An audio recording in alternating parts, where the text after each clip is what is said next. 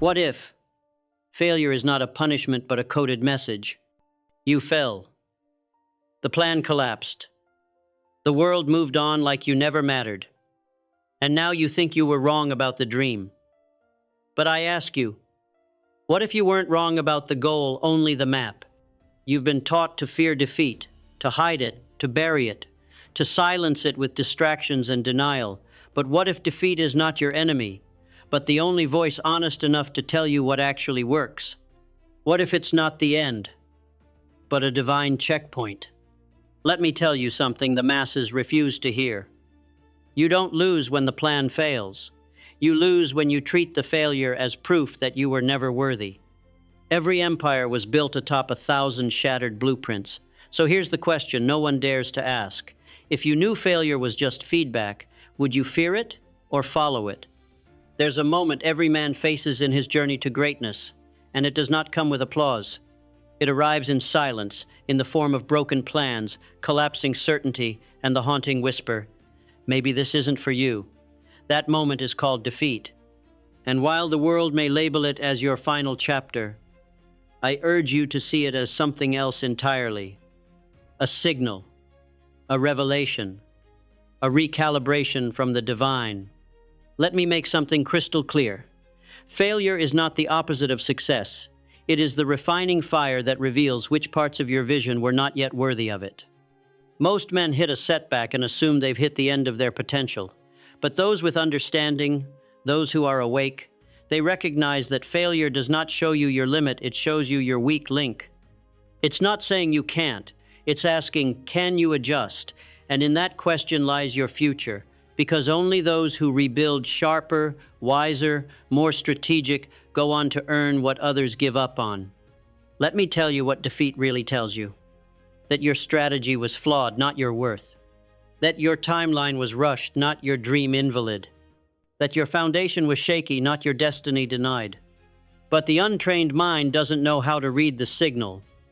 It mistakes the collapse for a cancellation, and so it walks away, inches before the next version of the plan would have worked. The successful man, he stays. He listens. He rebuilds. Every comeback story you admire follows the same anatomy. 1. The break a goal pursued with passion ends in dramatic failure. 2. The silent self-doubt creeps in. The world turns cold, people disappear. 3. The awakening, a flicker of clarity arrives. That version of the plan wasn't the one. 4.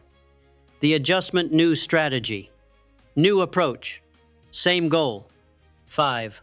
The return with more precision, more patience, more internal fire. Now let me ask you, where are you in that cycle? If you're in the silence, then your comeback has already begun. Too many people become romantically attached to their first idea, their first business, their first relationship, their first product, their first launch. And when it collapses, they collapse with it. But here's what I've learned. Every first draft is just a compass, not a covenant. You're not betraying your dream by changing your method. You're protecting it. Because the dream didn't die. Only the pathway proved weak. Success may validate your actions, but failure forces you to validate your identity. In failure, you find out what you truly believe about yourself, whether your vision is internal or borrowed, whether you are committed or just curious. Only in defeat does the real character emerge, not because it's easy, but because it burns away the surface-level belief and reveals the truth beneath it. After failure, most rebuild by doing more. More hustle, more hours, more noise. But the wise man rebuilds by doing better. He revisits every assumption. He identifies every flaw. He builds slower but stronger. He doesn't rush to prove. He moves to win. The man who learns from defeat becomes dangerous, because he now builds with data, not just desire. And those are the men who become unstoppable. Let's be honest. Most people never rebuild after failure. They carry it like a tattoo of shame. They speak of it like a ghost that haunts them. They attach it to their identity. I'm not good at that. But listen carefully. Failure is not a sentence, it's a signal. It's the universe whispering, adjust, adapt, aim again. If you don't hear it, you stop. But if you do, you restart, sharper. And those who restart always finish. You have a choice right now. See defeat as your disqualification, or read it as an elite level message meant only for those destined to win. Most men won't hear it. But if you do and you choose to rebuild instead of retreat, then you join the rare, the few. The elite class of builders who don't fear collapse because they always rise stronger. Defeat doesn't break you. It rebuilds you, if you let it. The difference between the average man and the extraordinary man is not talent, it's not luck, it's not even timing. It is one thing, how he processes defeat, because defeat does not hit harder on the weak. It hits everyone. But only a select few develop the psychology to absorb the hit and come back stronger, sharper, more certain. This mindset, the psychology of the rebuilder, is not common. It is trained. And in this block, I will show you how. The first response to failure is deeply emotional. The ego takes the hit. Your worth feels compromised. You begin to confuse the outcome with the self. The launch failed becomes I am a failure. They rejected the idea becomes they rejected me. The business collapsed becomes I don't have what it takes. But here is the truth. Failure is just information. It is not a mirror of your value.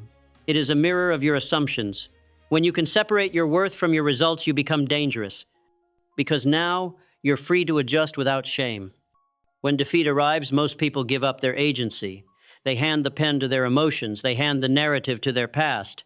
But the rebuilder doesn't do that. He immediately reclaims authorship. He writes, "This isn't the end, this is redirection. This was not punishment, it was revelation. I asked for growth and life responded." He frames the story with purpose, because the meaning you assign to defeat becomes the direction of your comeback. Rebuilders treat defeat like a scientist. They don't just feel it, they study it. They ask, what specifically didn't work? Was the timing wrong or was the execution off?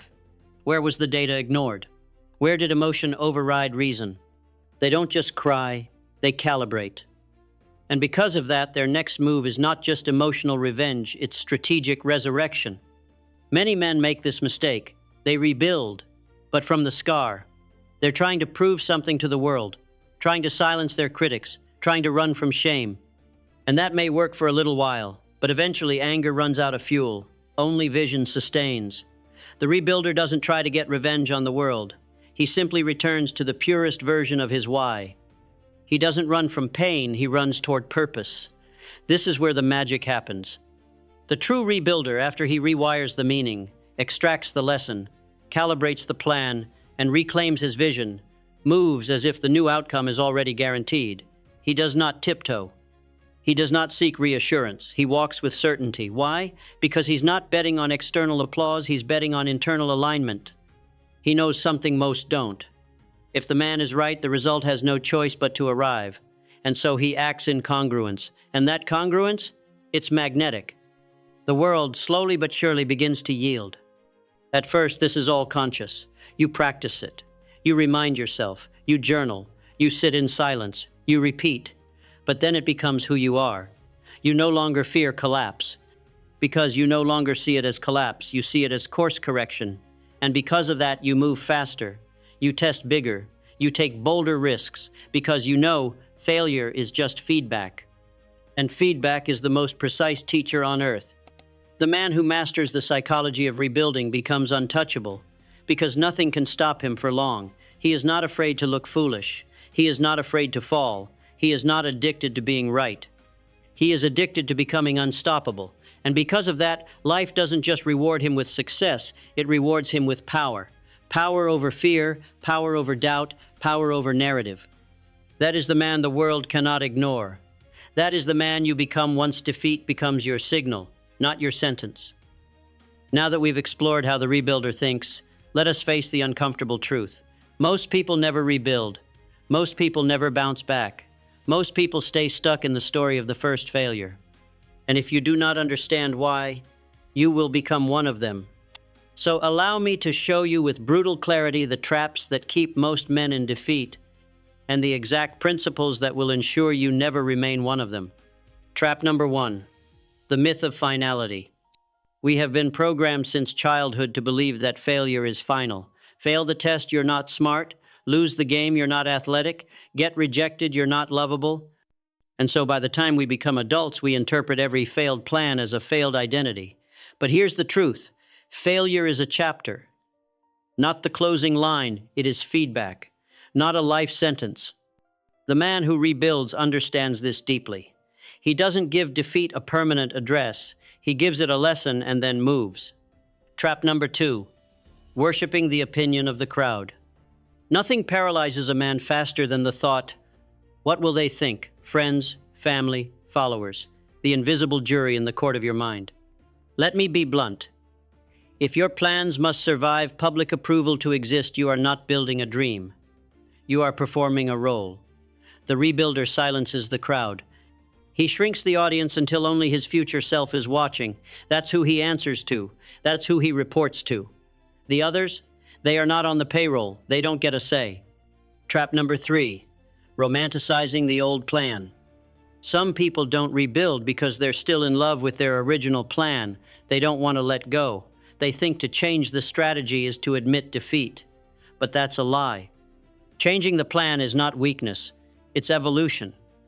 Do you think the airplane was perfected on the first blueprint? Do you believe great inventions never failed?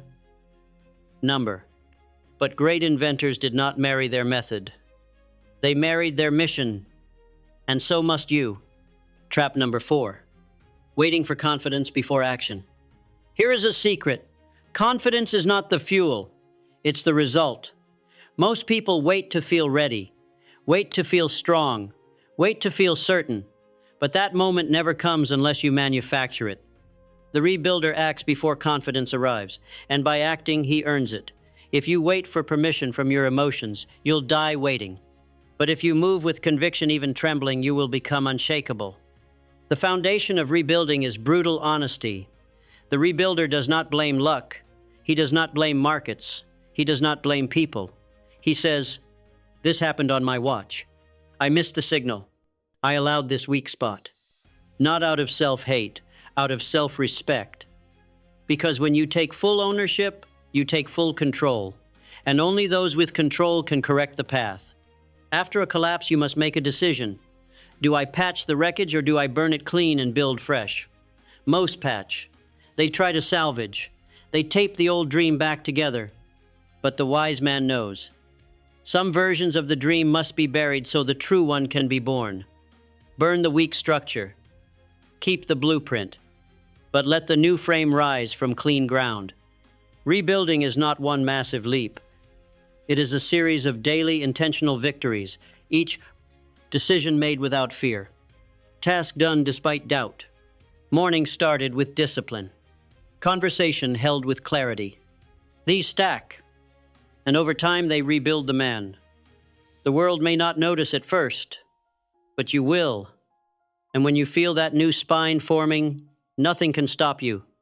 You are not late. You are not behind. You are not too old or too far gone. That's the illusion. Time is not your enemy, it is your servant. The man who rebuilds knows, as long as I breathe, I can adjust. The finish line is not a date, it's a decision, and you can make it today. Most people never rebuild because they're never taught how. They are taught to grieve failure, not decode it. They are taught to hide, not to rise. But now you know. You know the traps. You know the principles. You have the architecture. So what now? Simple. You do what most won't. You rebuild. Stronger, sharper, quieter, but undeniable. Because when the world sees you rise again, this time with no apology, they will know that man is not a survivor. He is a force. And no force that has learned to rise from defeat can ever be defeated again. Let us now leave behind the theory. Let us leave behind the reflection. You've seen the collapse. You've stood among the ashes. You've stared into the dark mirror of your own undoing, and you are still here. That tells me one thing. You are ready to sail again.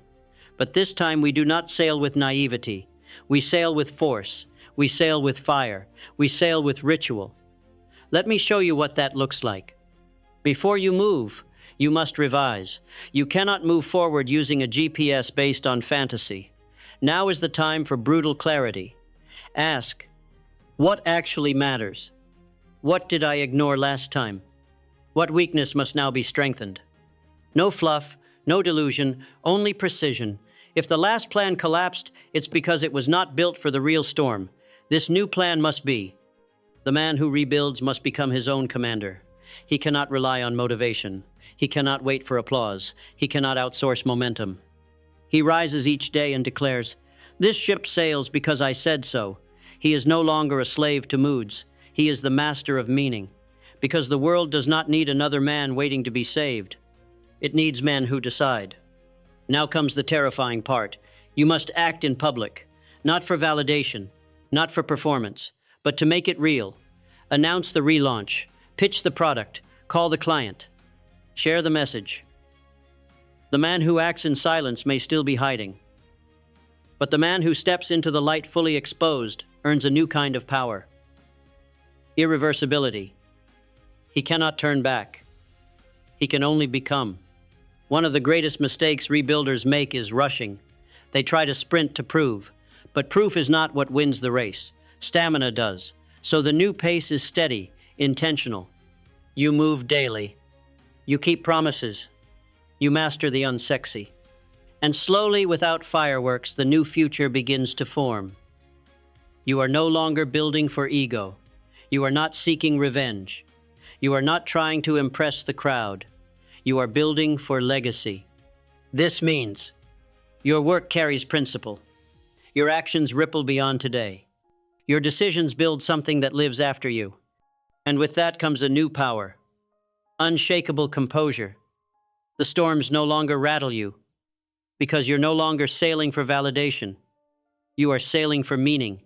So here you are, you've studied the fall. You've mapped the new path. You've rebuilt the man. Now you return, not as the version that failed, not as the man who doubted, not as the one who begged for certainty. You return as the one who rose, and because of that, you no longer ask, will it work? You state, I will work it until it does. That is what separates the remembered from the forgotten, the builder from the dreamer, the legend from the story. You may have been broken, but now you are rebuilt. And this time, the wind answers to you. You made it. You didn't just watch a video. You walked through a philosophy. You stared failure in the eyes and chose to rise. Most won't. Most will click away and return to sleep. But you stayed. And that tells me everything I need to know. You are not like most men.